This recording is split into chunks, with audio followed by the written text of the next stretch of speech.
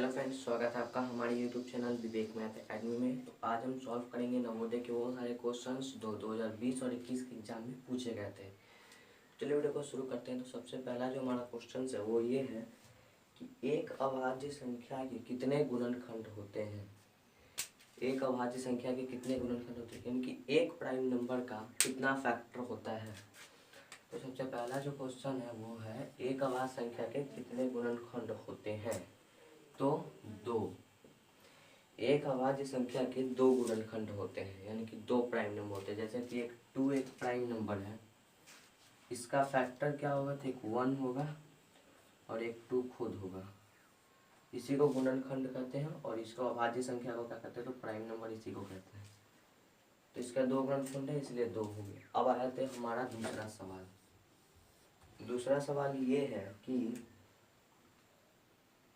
निम्नलिखित में से कौन सी संख्या एक अभाज्य संख्या है। यहाँ पे कुछ नंबर्स दिए गए हैं, जैसे कि 19, 23, 29, 19, 23, 29 और 33। इसमें से कौन सी संख्या एक अभाज्य संख्या नहीं है।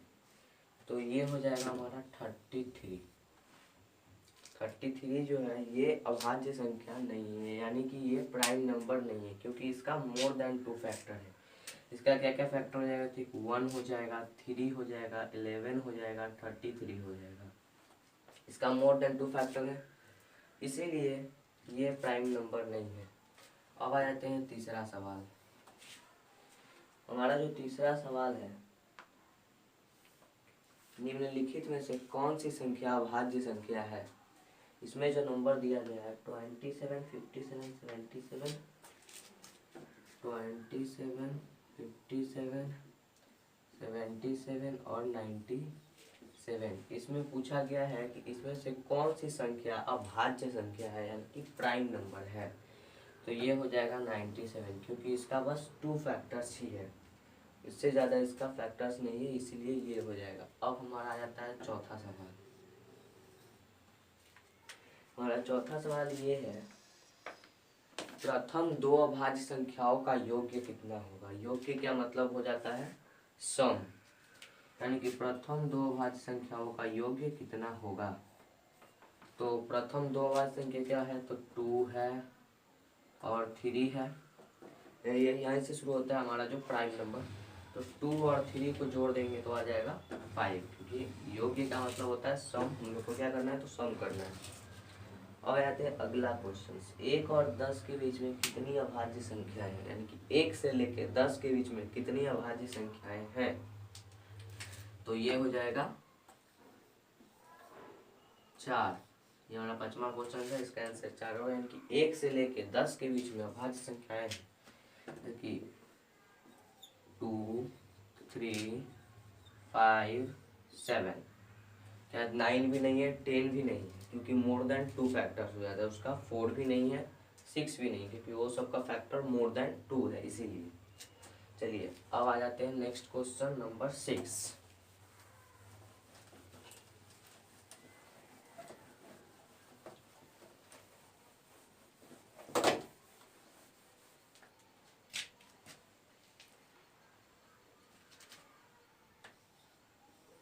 Question number 6। हमारा जो 6 नंबर क्वेश्चन है, निम्नलिखित में से कौन सी संख्या अभाज्य संख्या है। यहाँ पे कुछ नंबर्स दिए गए 81, 83, 85 और 87। 81, 83, 85 और है 87। हमारा जो क्वेश्चन है वो ये है, इसमें से कौन सी संख्या अभाज्य संख्या है, यानी कि किसका मोर देन 2 फैक्टर नहीं है। तो वो हो जाएगा हमारा 83। इसका मोर देन 2 फैक्टर नहीं है, ये अभाज्य संख्या है। ठीक है, आते हैं क्वेश्चन नंबर 7। हमारा जो 7th नंबर क्वेश्चन है, 1 से 7 तक की संख्याओं में कितनी अभाज्य संख्या है, यानी कि 1 से 7 तक की संख्याओं में कितनी अभाज्य संख्या है। तो 4, क्योंकि अभी बताया मैंने 2, 3, 5 और 7। 1 से 7 तक के बीच में, तो ये हो गया, क्योंकि 1 तो है नहीं, इसीलिए। अब आते हैं 8 नंबर क्वेश्चन।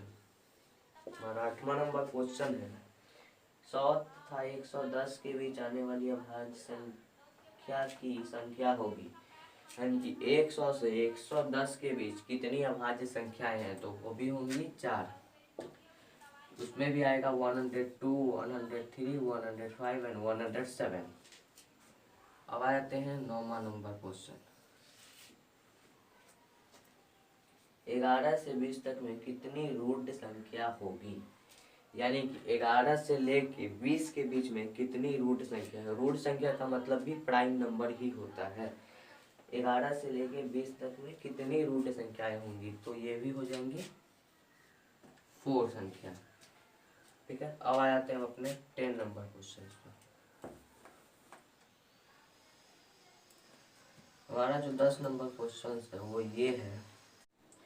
हमारा जो 10वां नंबर क्वेश्चन है वो ये है कि संख्या 178 पॉइंट, हमारा जो 10 नंबर क्वेश्चन है 178.6758 में से 7 का स्थानीय मान का अंतर बताना है। तब कोई योग्य दिया जाएगा तो उसमें हमको प्लस करना है, या ध्यान में रखिएगा।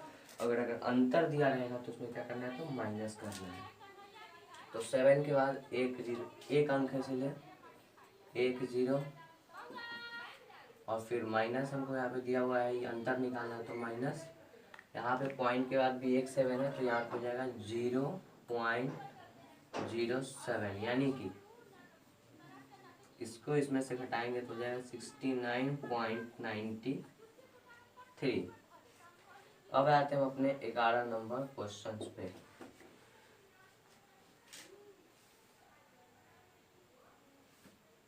इसमें दिया है 3 अंकों की सबसे बड़ी और 3 अंकों की सबसे छोटी संख्या का अंतर बताना है, यानी कि माइनस करना है। 3 अंकों की सबसे बड़ी संख्या हो जाएगा 999 माइनस 100, सबसे छोटी संख्या। इसमें से इसको घटा देंगे तो आ जाएगा हमारा 899। अब आ जाते हैं अपने 12 नंबर क्वेश्चन पे।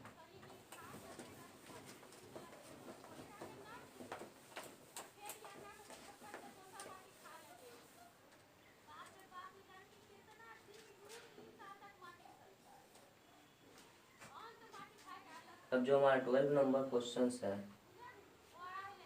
वो है 90,999 को निम्नलिखित रूप में लिखा जाएगा, यानी कि 90,999 को निम्नलिखित रूप में किस तरह लिखेंगे।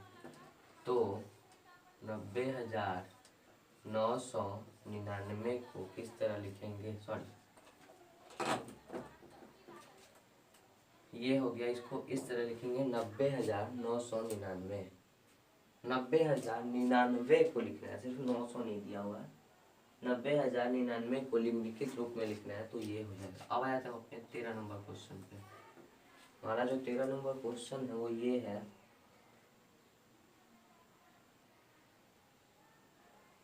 इसमें दिया हुआ है 5 अंकों की बड़ी संख्या और 6 अंकों की सबसे छोटी संख्या में अंतर बताना है। तो 5 अंकों की सबसे बड़ी संख्या हो जाएगा माइनस,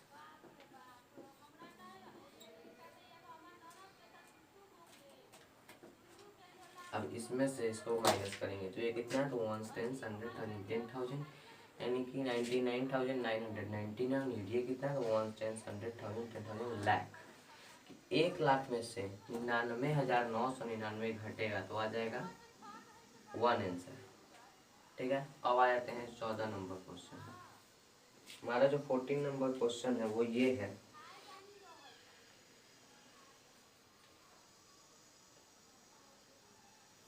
अगला क्वेश्चन भी वही है, 4 अंकों की सबसे बड़ी संख्या और 5 अंकों की सबसे छोटी संख्या, यानी कि 9,999 में से माइनस करना है 10,000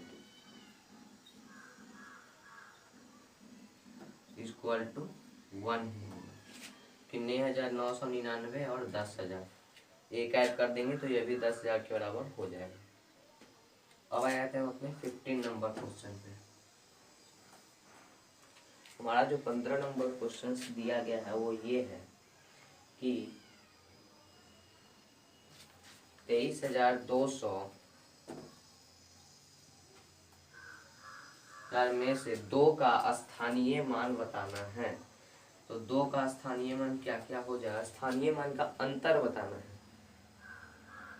स्थानीय मान का अंतर बताना है, यानी कि इसमें दो जगह दिया गया है, तो इसका अंतर हो जाएगा, एक का हो जाएगा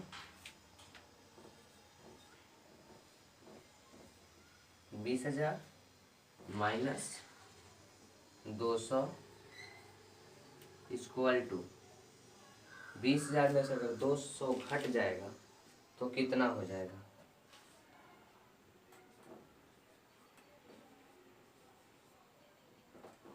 19,800। अब आते हैं हम अपने 16 नंबर सवाल पे।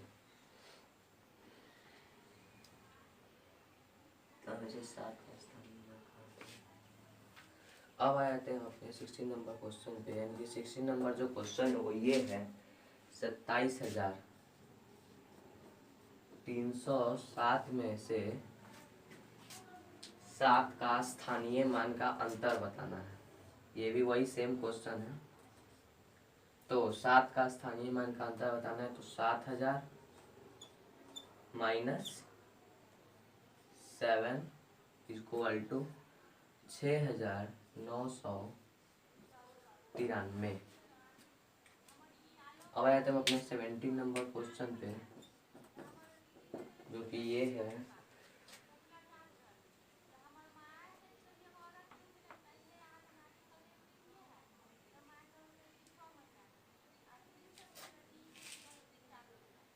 3082.53। इसमें से हमको 8 का स्थानीय मान बताना है। तो ये क्या हो जाएगा 80, क्योंकि 8 के बाद एक अंक दिया हुआ है, इसीलिए यहाँ पे 80 हो जाएगा। उसके बाद 0.00 भी दे सकते हैं, नहीं भी देंगे तब पर भी कोई दिक्कत नहीं है। अब आते हैं अपने 18 नंबर सवाल पे।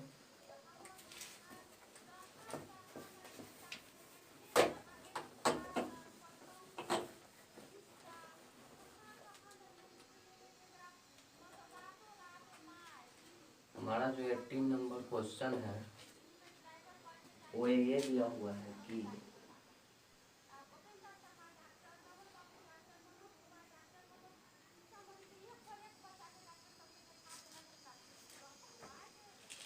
95024 का प्रयोग करके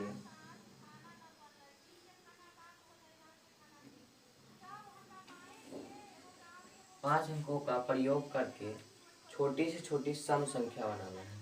छोटी से छोटी सम संख्या बनाना है 20594, यानी कि इस अंक का प्रयोग करके छोटी से छोटी वह सम संख्या बनाना है। तो ये बन जाएगा इसका। ध्यान रखेंगे, ये सब क्वेश्चंस आपको आते रहेंगे 2-4। और आते हैं अपने अगले सवाल पे।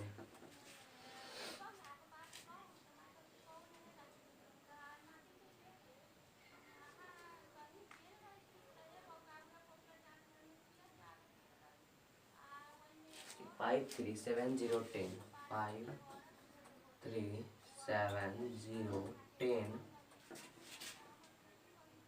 537010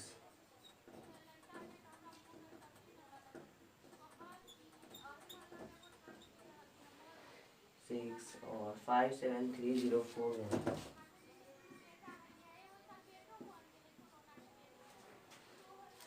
573103।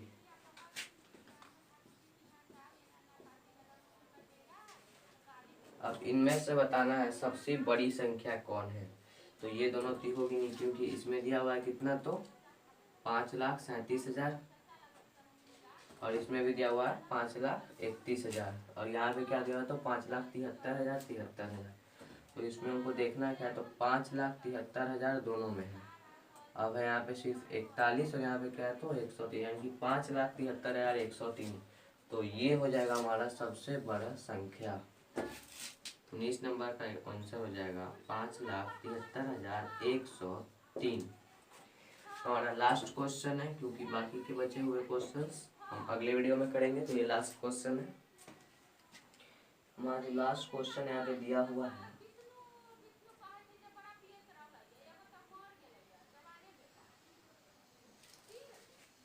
इनकी 6 अंकों की बड़ी मतलब छोटी से छोटी और 5 अंकों की बड़ी से बड़ी संख्या में अंतर बताना है।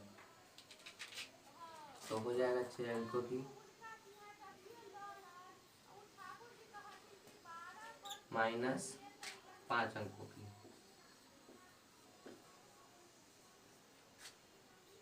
1,00,000 में से 99,999 माइनस हो जाएगा तो बच जाएगा सिर्फ 1। आज के वीडियो को यहीं पे समाप्त करते हैं। तो कैसा लगा वीडियो कमेंट सेक्शन में जरूर बताइएगा। अगर अच्छा लगा तो लाइक कीजिएगा। मेरे चैनल को सब्सक्राइब करके बेल आइकन को दबाना ना भूलें, ताकि इसी तरह के नवोदय के क्वेश्चंस अभी और आते रहेंगे। धन्यवाद।